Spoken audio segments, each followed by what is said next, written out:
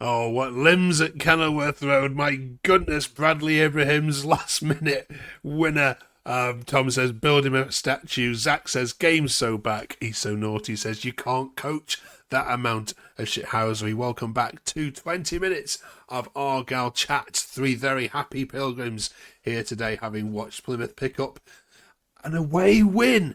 Oh my goodness, we've waited so long for that. Thank you very much for joining us. If you've just come across the channel, this is a 20-minute, very quick review of all things Plymouth Argyle. So try and squeeze us into your week if you can. I'm a neutral, but these three definitely are not. Reese, we'll try and go through each of those decisions, but what a bonkers game that was.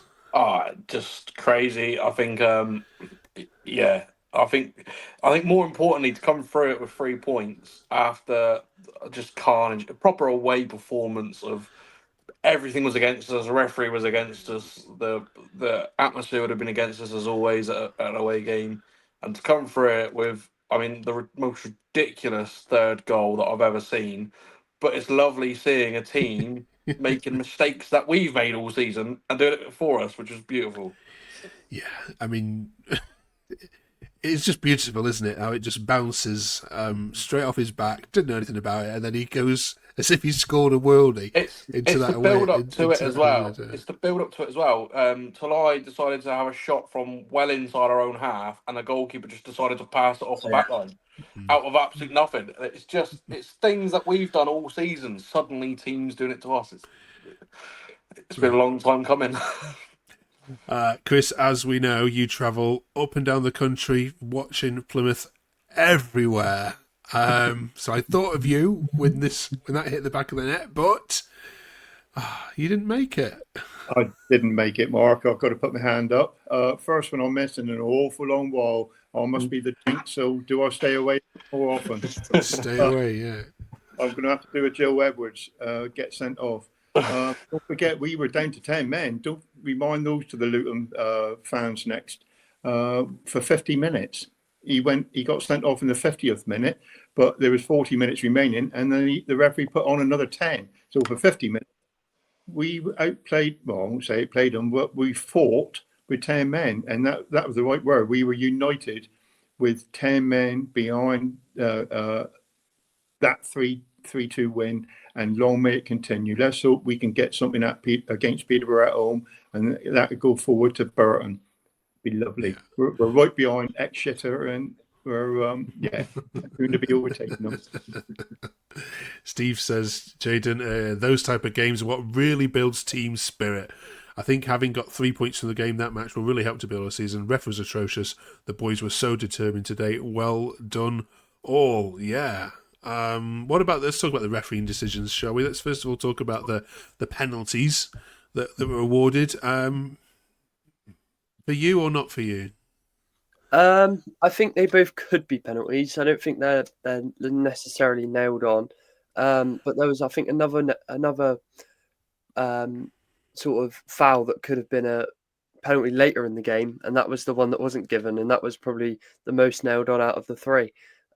So, yeah, the standard of refereeing in the EFL is not exactly perfect, is it? And it's not going to be for a long while. I think we will accept that. But yeah, there was some dodgy stuff. But yeah, Argyle did the job somehow and came out with 3 points away from home for the first time on a Saturday since, I think, COVID times. It's just, No, I was I right. have to check your stats here. oh, Oh, he's yeah, fact checked me again. Preston was the Saturday, last game of the season. Oh yeah, Oh, you did say I that, was. yeah. that We was corrected Sunday. that last time. Or not? Was it a Sunday Right. or Saturday? It was a Saturday. Saturday. Okay. I think, somebody in the comments corrected as well. Thank you very much. Right, Reese, Joe Edwards came out and apologised, put a tweet out, an Instagram post as well afterwards, which prompted some nice comments. Lee said, Joe Edwards could literally shit on my living room floor and still wouldn't need to apologise. Warren says, I think I speak for all of us, if not all Argyle fans, when I say, Joe, you never have to apologise for anything. Yeah.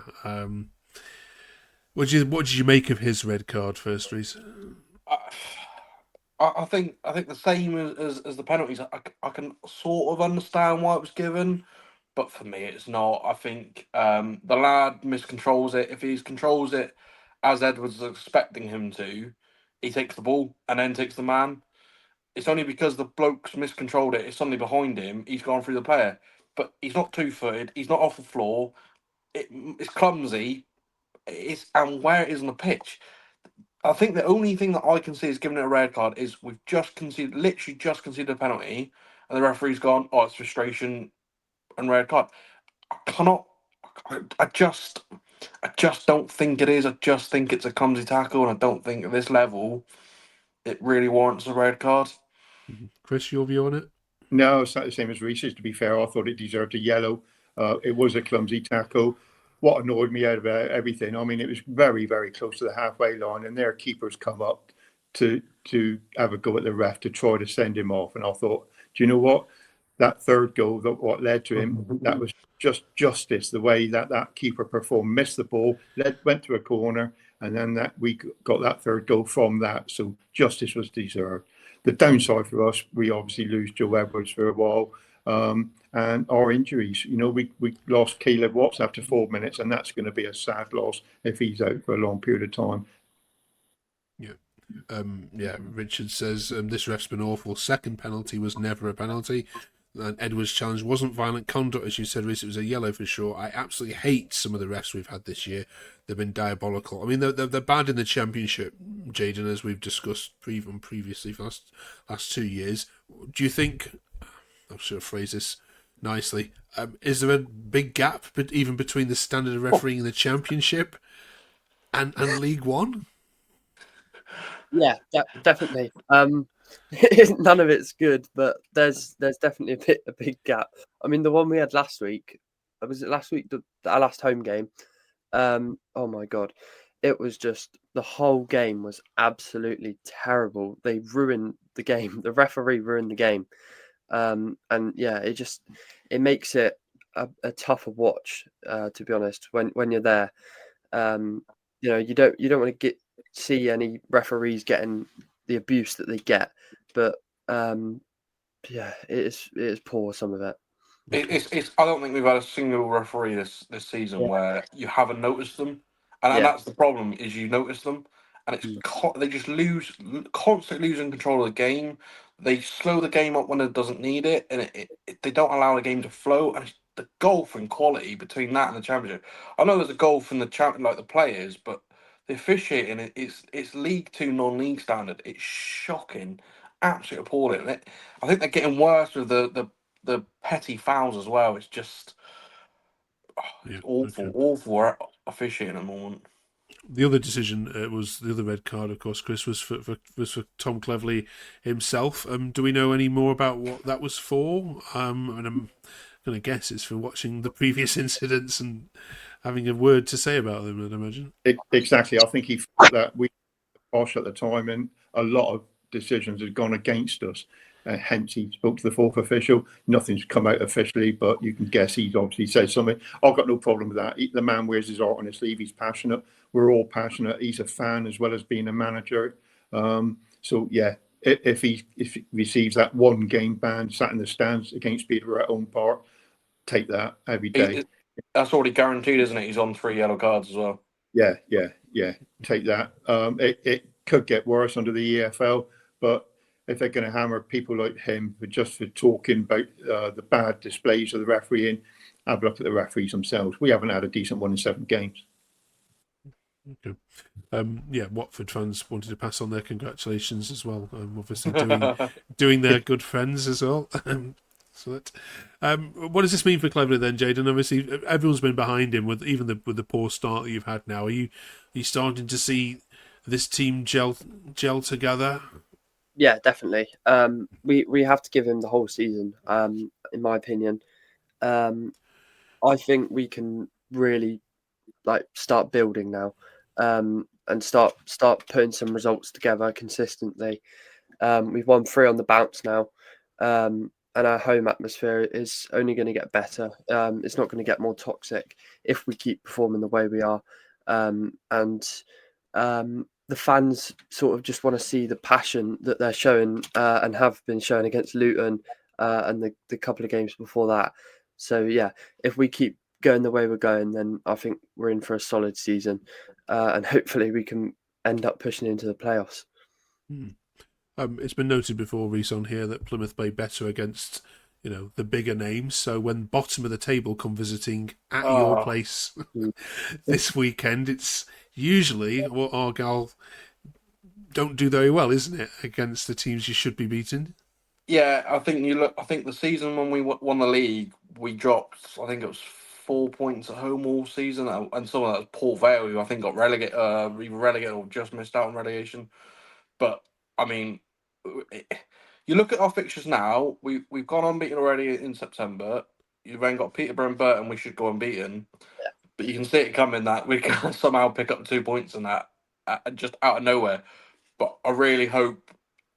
I hope that old Argyle thing it sort of goes away. They're going to be hard to break down. They're going to come defensively, aren't they? They're bottom of the league, but they're leaking goals for fun, I think, at Peterborough. So hopefully we have a bit of fun.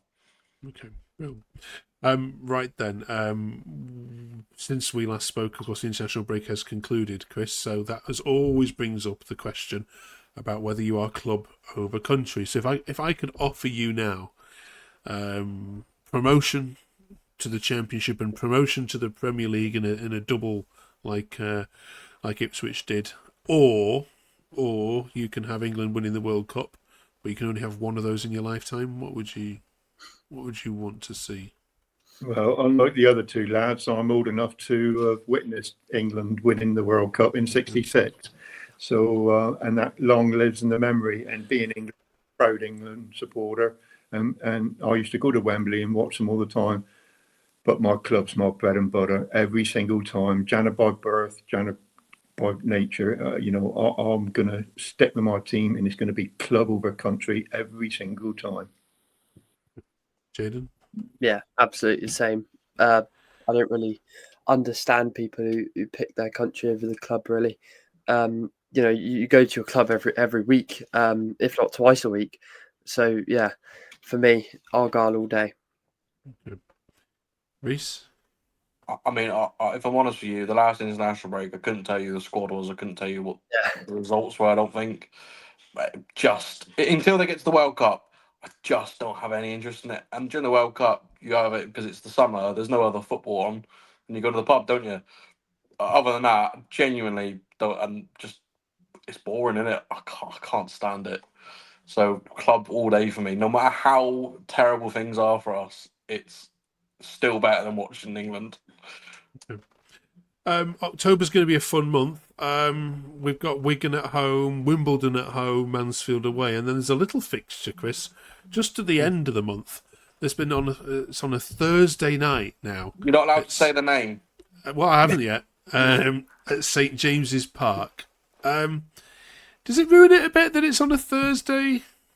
The 7:30 kickoff. Yeah, it does. It's what can we say? Sky for you, isn't it? Originally it was a Saturday, and then it got turned to a Friday, and then it went from the Friday to the Thursday. What they haven't thought of is the fact that being a Thursday and is it 7:45 kickoff still gives lots of people plenty of time to hit the pubs. It's not a great move. I guess the Southwest Devon and Cornwall Police are not too chuffed with that, where it could have been a 12 o'clock kickoff on a Saturday, and everyone regarding them would have been happy.